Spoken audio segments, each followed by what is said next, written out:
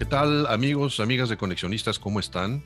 Yo muy contento de hoy tener en esta mesa de conversación experiencia, años de conocimiento, de práctica, de aciertos, de errores, de aprendizaje.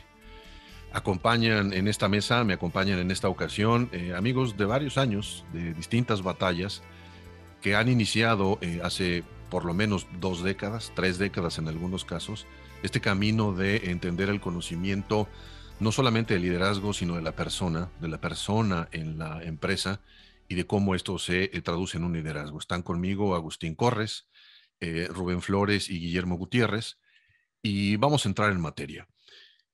Quizás el planteamiento que hoy nos convoca es entender este fenómeno pospandemia que está enfrentando el liderazgo. Nada más por darle algunos datos a ustedes. Solamente en Estados Unidos estamos hablando de una industria de 45 billones de dólares, datos 2019-2020.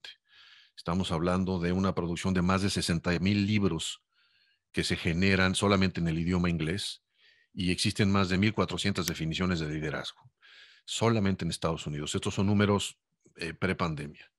Y lo que vemos ahora, ¿no?, es que efectivamente se trata de una industria, de que hay negocio en esto y de que al parecer, de acuerdo a algunas conversaciones que hemos tenido con algunos directores de recursos humanos, inclusive con algunas personas que trabajan en empresas, que el fenómeno del coaching o esta oferta del coaching ha disminuido un poco y que está cambiando en algunos aspectos y queremos entender por qué. Por un lado, lo que estamos viendo es que ahora cualquiera puede ser coach. Y entonces todo mundo, ¿no?, se ofrece como coach. Inclusive dentro de las propias empresas hay personas habilitadas en coacheo de temas de liderazgo y no estamos seguros de que tengan el entrenamiento adecuado. Y no con esto quiero decir que esto no funcione, sino lo que estamos diciendo es que el mercado está abriendo oportunidades y entonces coaches como los que hoy tenemos, personas que han sido formadas y que han sido certificadas y que tienen esta experiencia, se enfrentan también hoy a esa competencia. Y quisiéramos entender, ¿no?, si esta evolución, si esta demanda hoy que hay por un tratamiento distinto de tener el coacheo, es una situación de mercado o obedece a una profunda reflexión de la empresa. Entonces, en este contexto, la primera pregunta que yo les quisiera hacer es si este fenómeno obedece a una banalización del concepto, a hacer el tema del liderazgo algo más ligero, y por hacerlo más ligero lo estamos, déjenme ponerlo así claramente, abaratando. Y entonces todo es liderazgo, cualquier es líder, porque lo único que tenemos que hacer es ponerle un adjetivo, y entonces tenemos el liderazgo sustentable, el liderazgo incluyente, el liderazgo transformador, y las fórmulas resultan en algunos casos muy huecas. Entonces, la primera pregunta es si este concepto se está abaratando y por lo tanto también abaratamos consecuentemente el perfil de quien se hace responsable o se dice coach. Porque si se abarata un tema, pues entonces quien ofrece la solución podría ser experimentar el mismo fenómeno. Entonces, en ese sentido, Guillermo, gracias por estar por acá. ¿Qué opinas al respecto? Un placer, Edgar, y gracias por la invitación. Definitivamente yo creo que sí hay una popularización y esta banalización de lo que son los temas de liderazgo y de coaching. Creo que en parte esto se deriva de una concientización de una necesidad general apremiante, diría yo, en todos los ámbitos que estamos viviendo, ¿no? Tanto en las empresas como en la parte social. También contribuye mucho los avances tecnológicos que nos están acercando con mayor facilidad a todos estos materiales disponibles, ¿no? Impresos, cursos, talleres, seminarios, webinars, que hoy podemos encontrar por todos lados, ¿no? Sin embargo, creo que actualmente también esto ha contribuido a crear confusión en lo que significan realmente cada uno de estos conceptos, ¿no? Por ejemplo, para mí un líder y un coach no es lo mismo. Desde mi particular punto de vista, el liderazgo está más relacionado con la capacidad innata que tenemos todos de poder ejercerlo. Y ante esto el liderazgo depende más de una decisión personal, de accionarlo, que del conjunto de habilidades, por ejemplo, que se pudieran requerir para ello, ¿no? En cambio, el coaching, ¿no?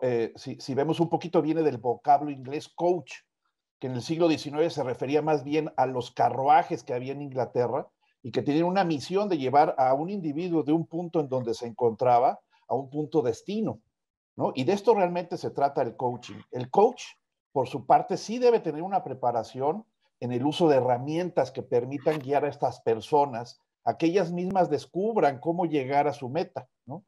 El coach realmente no debe decirles el cómo, ni el cuándo, ni el dónde, sino que a través de un proceso socrático, a través de preguntas, va orientando al individuo a encontrar sus propias respuestas, ¿no? Y para esto considero que sí es indispensable que haya una buena preparación y certificación en todo lo que es este uso de herramientas, ya que si no se hace con esta capacidad, pues entonces se va prostituyendo, se va haciendo esa banalización, ¿no? De hecho, un coach ni siquiera necesita ser experto en el tema en donde está coachando a la persona, ¿no? Sino más bien debe ser experto en la metodología y las herramientas de coaching. Ahora, por otro lado, el concepto de coaching, al igual que el de liderazgo, se ha venido, como les digo, prostituyendo, y es común ver que en el mercado hoy se ofrecen soluciones mágicas, ¿no? Lo que tú mencionabas, todo el mundo ya se puede volver coach, hay recetas de éxito, certificaciones por correspondencia, ¿no? O la posibilidad de que te dan de sentir que perteneces a una élite selecta, ¿no? Que les permite a ellos sentirse como líderes o coach, ¿no? Y en lo particular yo no estoy mucho de acuerdo con esto, ¿no? Es como si yo me estuviera presentando con alguien, hola, ¿qué tal? Soy un solucionador de problemas o hola, soy un gestionador de juntas efectivas. El coaching, como muchas otras cosas, es simplemente una habilidad, una competencia más que se puede ir desarrollando, ¿no? Y finalmente, en la parte de coaching también hemos visto cómo se ha distorsionado a extremos tales como el llamado coaching coercitivo, que genera mucho daño emocional en las personas que se exponen a esto y a quienes están a su alrededor, ¿no? Tan es así que, por ejemplo, en muchos países ya se ha prohibido, como en Francia o en Argentina, en donde desgraciadamente se ha llegado a ocasionar muertes asociadas con este tipo de procesos, ¿no? Dos elementos ahí importantes, ¿no? Estamos viendo que efectivamente hay una, como tú lo llamas, hay un fenómeno de distorsión. Rubén, ¿qué piensas al respecto? Eh, Se los pongo en una historia, amigos, que me sucedió alguna vez. Una persona me dice, oye, fulano se fue a un curso de coaching, pues ya es tu colega, ¿no? Y entonces, médico, por cierto, el que me lo estaba diciendo era un amigo médico. Le digo, mira, te lo voy a poner en esta perspectiva. Imagínate que yo, Rubén, me voy a tomar el curso, el mejor curso de medicina de 3 semanas. El mejor que creas en el mundo, 3 semanas, ya estoy con los mejores. Y regreso y te digo, colega, ¿qué tal? ¿Cómo estamos? No, dice, casi me lamenta, ¿no? Dice, espérate, yo tuve la especialidad, el, el internado, más la carrera, o sea, le digo, pues es lo mismo.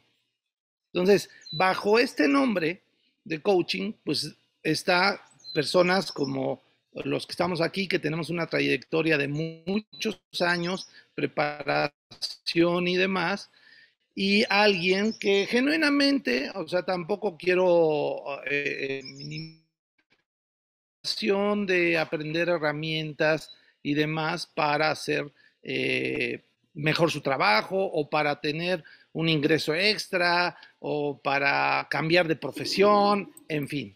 Pero sí quisiera perspectiva con ese ejemplo de qué estamos hablando. Entonces, respondiéndote, la banalización sucede, pero creo que nosotros mismos hemos eh, provocado esto. ¿Cómo lo hacemos? Primero que no tenemos una diferencia muy clara, porque las empresas, el coaching empezó realmente en las empresas, en México por lo menos, en la década de los 2000. Antes ni siquiera el término existía, había los consultores organizacionales, entonces muchos que éramos consultores de muchos años, pues éramos coaches, pero no sabíamos que éramos coaches, ¿no? Desde antes. Entonces, el tema empieza a verse en esta diferencia. Hay alguien que fue habilitado en herramientas, en habilidades que tienen que ver con, voy a poner ejemplos, cambios de creencias, modelos de lograr los objetivos, etcétera, ¿no? Y de repente en las empresas dijeron, yo quiero algo que me ayudes a mis líderes a ser un líder coach. ¿Qué quiere decir eso? Como sabían que las metodologías de coaching ayudaban a lograr objetivos de una manera mejor o a tener mejores formas de comunicación, empezamos nosotros a formar a los líderes en habilidades de coaching sin que ellos fueran expertos, coaches expertos, ¿sí? En este caso, nada más para ir terminando, sería como habilidades para el logro de los objetivos, saber reorientar actitudes o desempeños de una manera más eficaz, más asertiva, mejorar la comunicación del equipo, etcétera. Pero ese es diferente, ese coaching que se da en la empresa del jefe, como que tiene habilidades de coaching, a un coach experto que debe tener una formación mucho más profunda. Entonces lo dejo ahí mi comentario para dar oportunidad. Me llama la atención de lo que comentas aquí, de nosotros hemos causado esto, es decir, quiero pensar que nosotros también es el ambiente del coacheo cuando dices, este término no existía, pero nosotros ya estábamos ahí, ¿no? Y de repente, en este momento, como que nosotros también tuvimos que ver con esa transformación. Agustín, tu turno, ¿qué piensas de este fenómeno que está ocurriendo hoy en la empresa? Me encanta lo que dice Guillermo y Rubén. De hecho, si me permiten, voy a retomar algunas cosas que ellos dijeron. Me parece que el tema de la banalización se da en dos situaciones, apegándonos un poco al significado de la misma palabra como tal, ¿no? Entonces, cuando nosotros empezamos, como decía Rubén, teníamos que explicar qué era coaching en los 2000 justamente, ¿no? Por ahí empezamos. Eso te ayuda a marcar ciertos límites y ciertos alcances. Y aquí quiero mencionar algo que es importante, la ética. Entonces te vas a encontrar abogados malísimos, te vas a encontrar abogados buenísimos, médicos, Igual con los coaches. Entonces cuando yo marco los límites y mis alcances, le queda claro al cliente qué puede esperar y qué no puede esperar. Ahora, cuando llegamos a hacer una oferta, de pronto el cliente puede preguntarse, ¿todo eso va a suceder así, nomás como así? Pareciera como arte de magia. Claro, entonces tienes que explicar tu metodología. Y ahí es donde empieza la diferencia entre un consultor, que lo vivimos, nos dedicábamos a la consultoría y de pronto vimos esta filosofía, punto número uno, porque hay una filosofía de pensamiento, de acción. No es nada más una improvisación. Y después la metodología como tal. Con eso es que logras tú los cambios. Por eso es que se dan los cambios. Ahora, la banalización, por un lado, cuando estamos usando constantemente la palabra, necesariamente se desgasta. La palabra es un ser vivo, va evolucionando. Entonces, utilizamos coach. Bueno, yo tenía 2, 3 años de estar dando coaching. Estoy hablando por ahí del 2005, una cosa así, 2006. Y había coach de moda. No está mal, ¿eh? Para mí, no está mal que haya un coach de moda, pero aclaremos entonces cuál es tu metodología, cuáles son tus alcances y respetemos entonces los límites, pero no digamos coach para todo. Me he encontrado en algunas reuniones con que, ¿qué estás haciendo? Aquí coacheando a mi gente. ¿Neta? ¿Sí lo estás haciendo? O sea, te voy a dar ese voto de confianza, por eso me voy al tema de la ética. Y la segunda, una cosa es que se banalice, es decir, que se vaya desgastando, y otra cosa es que la efectividad del coaching se banalice y pierda efectividad. Son cosas totalmente distintas. Hoy me parece que nos ayuda muchísimo que todo mundo sepa que hay esta profesión como tal. La separación entre los resultados, la práctica y la propia definición de la palabra, y me imagino que como todos en la profesión, inclusive en la mía, ¿no? Que se hable de ella, que el nombre está, nos conviene. El problema, como ustedes ya comentan, es que eso interfiere con el resultado. Ahora, déjenme, porque se pone un tema aquí en la mesa, y eso nos lleva a una siguiente pregunta. La empresa no es, o el cliente, ¿no? No es un organismo pasivo que está esperando a que ocurra el coacheo, ¿no? Y entonces no actúa, sino lo que estamos viendo es que la empresa interviene y interviene de manera inclusive orientando las propias definiciones de lo que espera, y no solamente lo que espera, de cómo entiende el coacheo. Y yo he tenido conversaciones con algunos excompañeros ejecutivos de alto nivel, inclusive algunos de ellos todavía trabajan en algunas empresas internacionales, y la gran mayoría de ellos, ya que están fuera, ya que no tienen responsabilidades, asumen que, bueno, que esto tendría que ver, ¿no?, mucho con una especie de distractor de, bueno, sí, hemos seleccionado a nuestros gerentes importantes, aquellos que queremos que ocupen los puestos y sobre los cuales las responsabilidades de la empresa parece ser que puede recaer en sus hombros, en ellos sí, en el resto no. Entonces, hay una especie también ahí de intervención selectiva para definir dónde se aplica el coacheo, dónde no, y seguramente historias como estas ustedes conocen. Esta intervención de la empresa en esta demanda que hoy hay, ¿no? Porque también hemos visto que si algo le molesta al empresario es que cuando no entiende algo lo tache de complejo, ¿no? Dice, no, es que es muy complejo. Y entonces uno ya no entiende, ¿no? Bueno, lo quieres sencillo, esto sí es sencillo, es muy pobre, muy poco y no te va. Pero si lo quieres complejo, entonces no te ayuda. Hay una confusión, y hoy lo que vemos es que en el mundo post-pandemia, cuando aumentan todas estas posibilidades de entrega, como lo mencionaba Guillermo, le restan puntos, ¿no?, a esta preparación que también subraya Rubén, en el sentido de que hoy si el coaching no lo entrega, si no incluyes este tipo de herramientas, pareciera ser que es menos válido. Mi pregunta aquí es, ¿realmente estamos viendo un fenómeno del cambio de la definición de los servicios que una empresa espera por temas nada más de presupuesto? Decir, bueno, ahorita aguántame, la pandemia me pegó, entrégame algo cortito, o realmente hay un replanteamiento de fondo en donde la empresa está interviniendo en serio en esta mesa de conversación de la reinterpretación del coaching para decir, a ver, muy bien, desde el 2000 hasta el 2020 el coaching fue una cosa. Pero a partir del 2020 hay una nueva realidad, nueva conformación, hay trabajo a distancia, entonces yo necesito que tú, oferente, coach, redefinas esa oferta y entonces platiquemos para entender cuál es el mejor modelo. O es simple y sencillamente se me acabaron los recursos, entrégame algo rapidito, concretito. Si tenías experiencias fuera de la oficina, no, ahorita no quiero eso porque me suena muy difícil de atender y complejo. ¿Dónde creen que se encuentra, ¿no?, dentro de su experiencia, esta reflexión al interior de la empresa por lo que ustedes han observado? Entonces, abro conversación, ahora vamos en orden inverso, pero si alguien quiere empezar, encantado de la vida. Creo que se unen dos elementos importantes aquí. Uno es la percepción del tiempo. Antes tú tenías una sesión, te dabas el tiempo, etcétera, para platicar, para conversar, abrir los espacios. Con todo el tema de la pandemia, nuestra percepción del tiempo también ha cambiado, porque hoy aprietas, bueno, veámonos nosotros mismos, apretamos un botón y aquí estamos.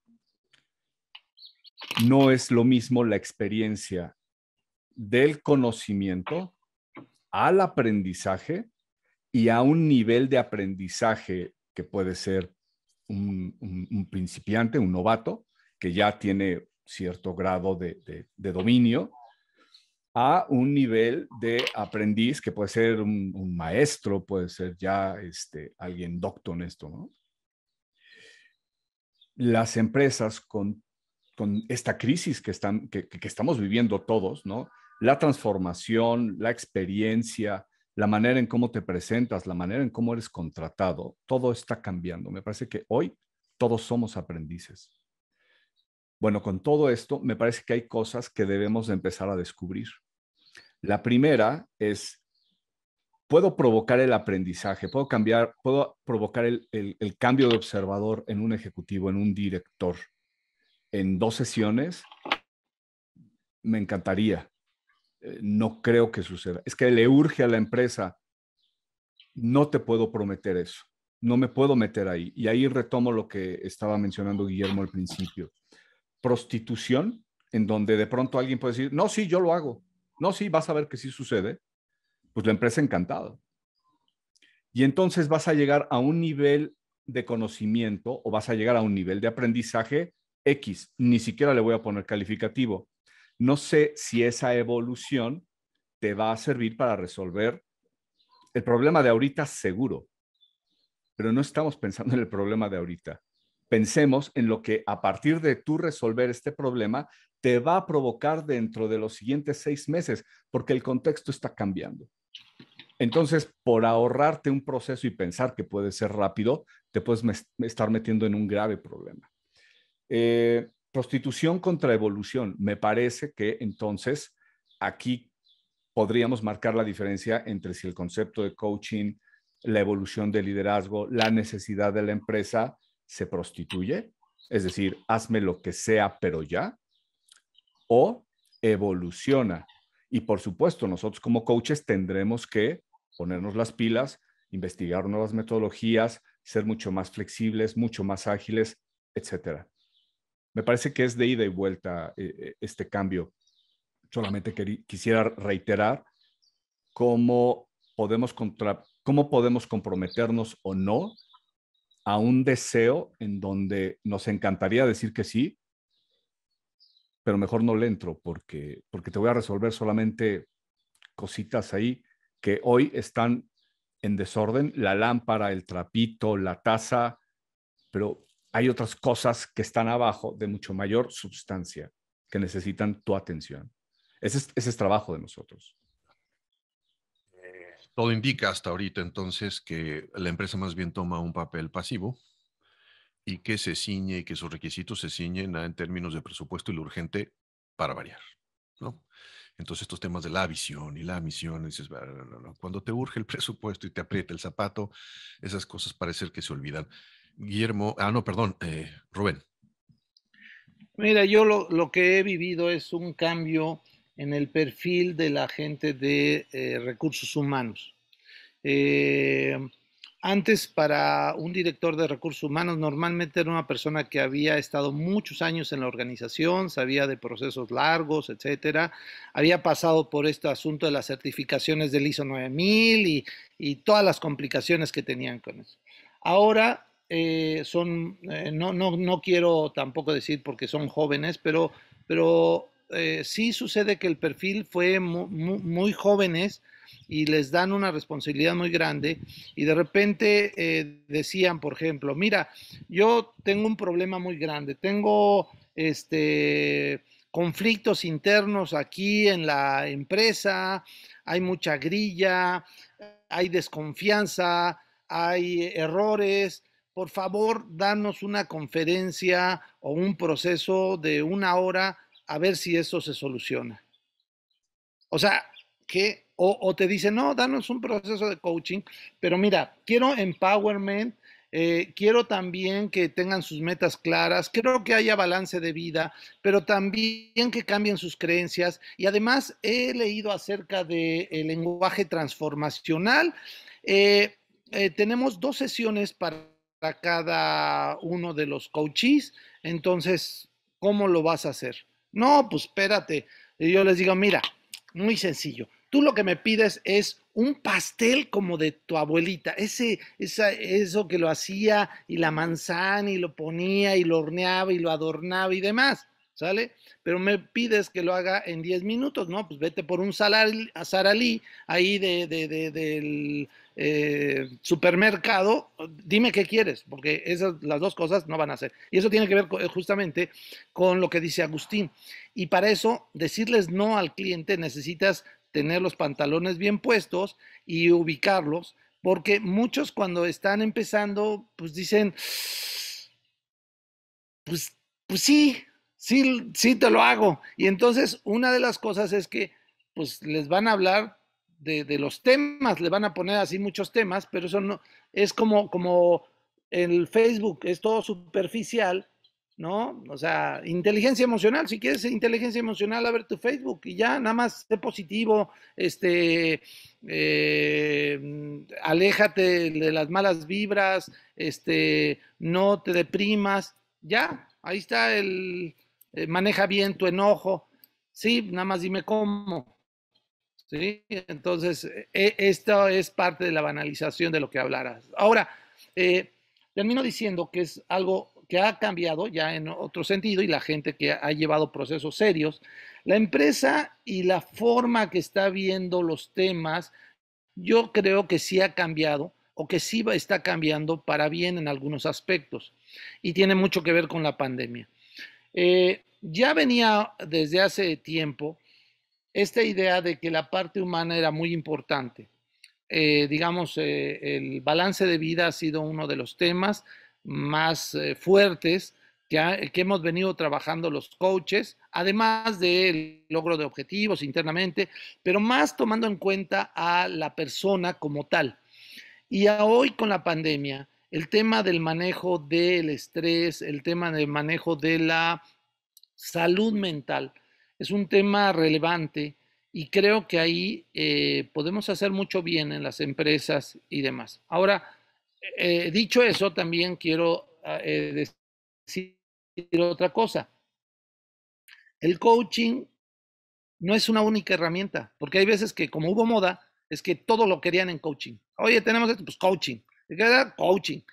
Pues no, hay veces que necesitabas coaching para ciertas cosas, había ciertas cosas que necesitabas desarrollo de habilidades en el equipo, hay veces que tal vez necesitabas una conferencia para sensibilizar a todos, pero querían resolver en ese momento, como fue un boom, ¿no? Del concepto, como la respuesta única que era el coaching.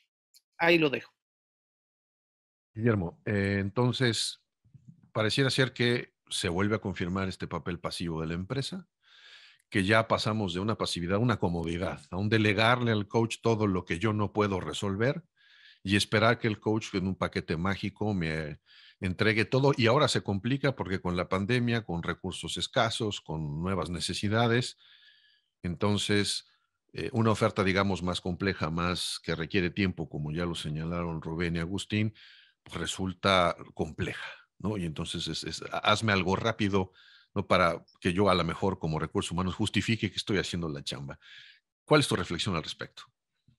Sí, Edgar, mira, yo creo que cosas muy puntuales. Yo creo que hay diferentes eh, empresas que están haciendo cosas diferentes. Entonces, yo te digo que hay empresas que entienden perfectamente toda esa parte del trabajo a largo plazo y que saben Sí. que entonces tienen que hacer el uso de diseños organizacionales que generen la cultura deseada que quieren ellos y a través de ese esfuerzo organizacional, entonces escoger las herramientas que van a utilizar para llevarlos a través de ese proceso a largo plazo. Son empresas que tienen esa claridad. En ese hay un rango hasta la empresa que te habla y te dice, en 2 horas cámbiame todo lo que está sucediendo mal en mi empresa, ¿no? Así es. Ahí conecto con la ética de lo que mencionaba Agustín, ¿no? Nosotros tenemos que ser totalmente éticos en ese sentido y poder decir, no, gracias, no me presto a trabajar por un ingreso, ¿no? Por un proyecto que sé que va a fracasar. Y por otro lado, conectando con Rubén, sí hay una degeneración o un deterioro en las capacidades de la gente de recursos humanos, que a veces las empresas, por ahorrar el dinero, pues buscan a esos gerentes juniors de recursos humanos, pero no los preparan. Entonces, yo no tengo nada en contra de las nuevas generaciones. Yo empecé trabajando pues, a los 22 años y de ahí fui construyendo. Pero la empresa entonces necesita estar consciente de que tiene que desarrollar ese potencial. Otro error, por ejemplo, es pensar que todo este trabajo es un trabajo de recursos humanos. Y no, este es un trabajo de quienes lideran la empresa. Entonces, la empresa tiene que estar consciente de qué es lo que quiere lograr y entonces cuáles son las herramientas disponibles para poder utilizarlas de forma correcta, ¿no? Rubén hablaba también, y es lo que yo llamo el embarazo de 4 meses. Hay procesos que tienen 9 meses de gestación. Yo no puedo esperar un embarazo de 4 meses y que ese embarazo sea exitoso. Sí, puede haber en 8 meses alguien que nació prematuramente y requiere ciertos cuidados, o de 7 meses ciertos cuidados, estar en una incubadora, tener que tener todo un proceso médico de soporte para que sobreviva el bebé, ¿no? Pero no conozco un bebé de 4 meses que haya llegado a ser adulto, ¿no? Entonces, esa parte yo creo que es vital. Otro elemento es que siento que a veces también la gente confunde los términos, ¿no? Confunde lo que es liderazgo con lo que es jefe lo que es gerente, lo que es ejecutivo, lo que es coach, ¿no? Y ahí me da mucha risa porque en las redes sociales ahorita veo que está inundado de mucha informática, mucha información de, sé líder, no seas jefe. El jefe y pone la lista de todas las cosas negativas. Eso no es cierto, ¿no? Es absolutamente una falacia el pensar que por ser jefe ya implica en sí que es malo y que ser líder implica en sí ser bueno, ¿no? Entonces, yo creo que son cosas diferentes. Jefe, gerente, ejecutivo, lo que sea, son títulos que se otorgan y se pueden perder en un momento. Yo renuncio, pierdo el título. El liderazgo es el reconocimiento que obtengo de la gente por el trabajo y la acción que yo estoy haciendo de manera congruente con una causa, ¿no? Y mis acciones son las que entonces hacen que la gente reconozca ese liderazgo. Eso no se pierde, eso se tiene o no se tiene o se va desarrollando. Eh, eh, y en ese sentido creo que también las empresas están teniendo ahorita con la pandemia una necesidad de reorganizarse, de transformarse organizacionalmente para los nuevos retos. Pero el coaching no se los va a solucionar por sí mismo. No hay esa solución mágica. Se tiene que hacer un trabajo en conjunto para determinar entonces hacia dónde se quiere mover, cuáles son los retos y sí, va a requerir de un esfuerzo, un proceso y ahí es donde nosotros intervenimos para ayudar en ese proceso, ¿no? Pero tiene que partir desde arriba. Pasamos a la última etapa a cerrar esta conversación y quiero aprovechar que estamos aquí porque como ya nos dimos cuenta, la agenda es muy amplia.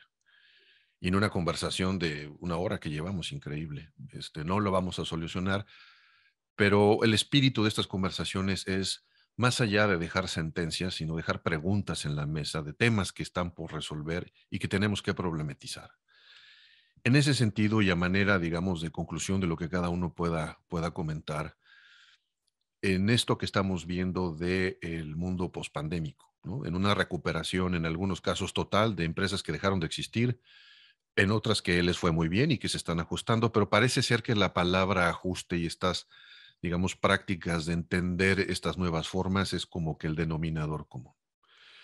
En ese sentido, ¿qué creen ustedes que deba de redefinirse, que deba de describirse? ¿Qué preguntas no nos estamos haciendo coaches y empresas para entender esta relación, ¿no? Del desempeño, del rol del liderazgo, para que haya una plataforma común de un mejor entendimiento que en una conversación, sí, por supuesto, ética, nos lleva a tener mejores resultados? Entonces, ¿quién quiere comenzar? Agustín. No. Agustín, Rubén y Guillermo. Ok. Perdón, levantó la mano Rubén. Adelante, adelante, Agustín. Ok. Gracias, Rubén. Pues creo que hay que hacernos preguntas distintas sobre quién querría ser líder, por qué querría ser líder, incluso también por qué querría ser coach, ¿no? Y va también para quienes inician, ¿no? O sea, yo quisiera proponer, por ejemplo, para los coaches, que tu motivo no es esta tendencia de mercado que es un trabajo en donde te pagan bien porque haces bien tu trabajo. No de pronto se pone de moda y entonces me quiero pescar de la ola del mercado, ¿no? Entonces, creo que una de las características para elegir y ser coach es preguntarte si genuinamente te importa el otro. Genuinamente, ¿no? ¿Quién querría ser coach y para qué? Entonces sabemos que muchos directores, jefes, líderes son para ser vistos, para ejercer poder, por la paga, ¿no? Porque en esta costumbre que tenemos de cómo voy a ganar más, pues sube al siguiente puesto. Pareciera que en la pirámide organizacional, excepto ventas, me parece, o producción, o cuando se están pagando por bonos, según el esquema de remuneración que tenga la organización, pero si quieres ganar más, pues tienes que subir y subir y subir, si no, pareciera que no hay forma de ganar. Entonces creo que las preguntas deben de ser distintas ahora. Las preguntas no es quiénes son los tomadores de decisión. Todo el mundo quiere tomar decisiones. Creo que la pregunta ahora es quién se quiere hacer responsable de la toma de decisiones. Esa sería como la primera pregunta. Y la segunda pregunta es, ¿desde dónde contribuyo más? ¿Desde este lugar, desde el otro? Porque si quiero contribuir desde otra posición, necesito prepararme para ocupar esa posición, que también tiene su responsabilidad y tiene ese impacto. Y la tercera, que me parece que hoy debemos dejar también como pregunta, es ¿dónde impactan mis decisiones? ¿No? De pronto hay empresas que toman decisiones y a los 3 años te das cuenta que devastaron toda una comunidad, ¿no? Ujú. En ese momento le aplaudieron a ese tomador de decisiones y quién se hizo cargo de la responsabilidad de esa decisión. Y me parece que ahora entonces la figura del coach debe también de levantar la mano en estos temas éticos, en donde te ayudo, colaboro, te acompaño, contribuyo en cambiar tu observador, apegándonos a estos elementos éticos globales. Ya no estamos, desafortunadamente o afortunadamente, en donde podías agarrar todas las canicas, metértelas a la bolsa y echarte a correr, ¿no? Creo que dejaría yo esas 3 preguntas. Buenísimo. Ahora sí, Rubén. Sí,